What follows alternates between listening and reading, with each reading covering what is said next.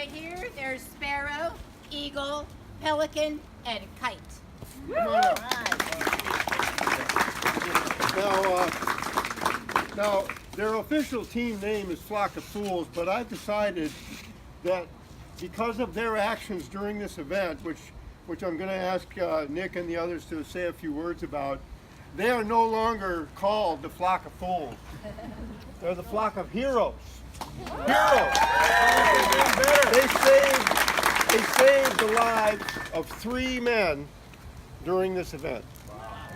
So here are your awards for the actions that you took on the water at your own risk to save somebody else's life, and I want to congratulate all of you for your good job, good work.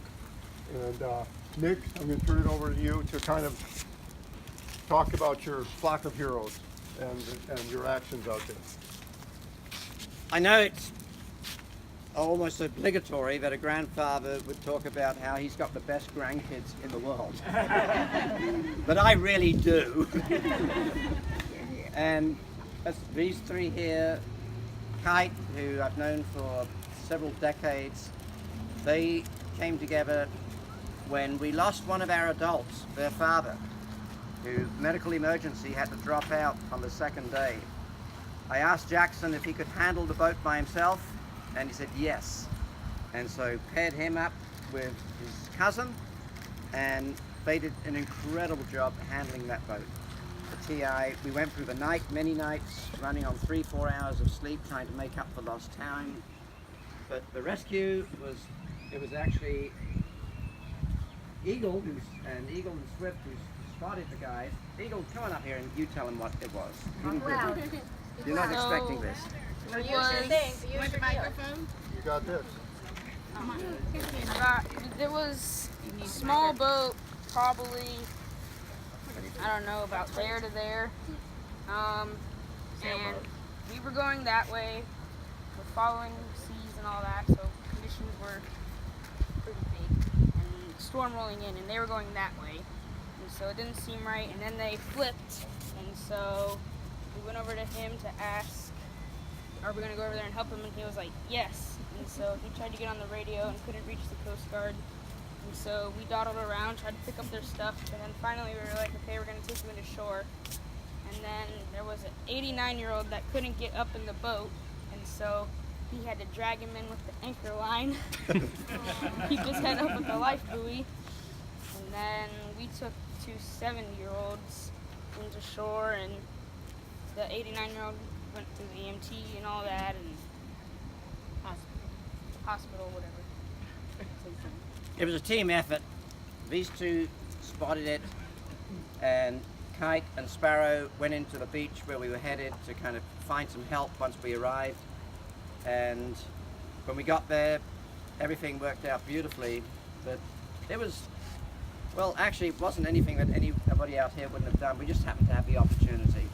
So, but what I want to say about this guy is I had an empty seat.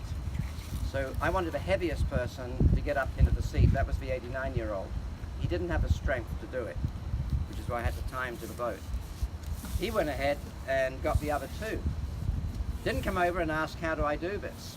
Had the foresight and the imagination to run his armor up on the keel, which was obviously exposed, so the 2 others could get into his boat.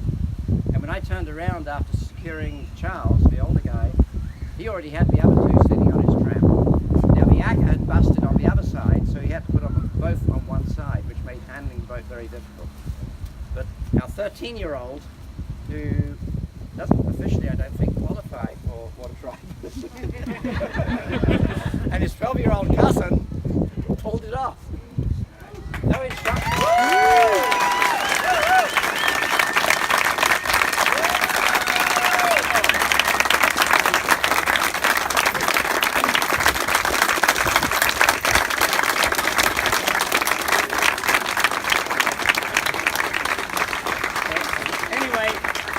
This was a training run for us. We didn't finish, but are we going to finish next year?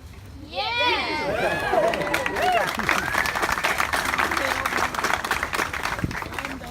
Oh yeah, Hazel's been in touch with the gentleman They recovered their boat. They got the motor restored. They're all doing okay. So that's the best news. Yeah, and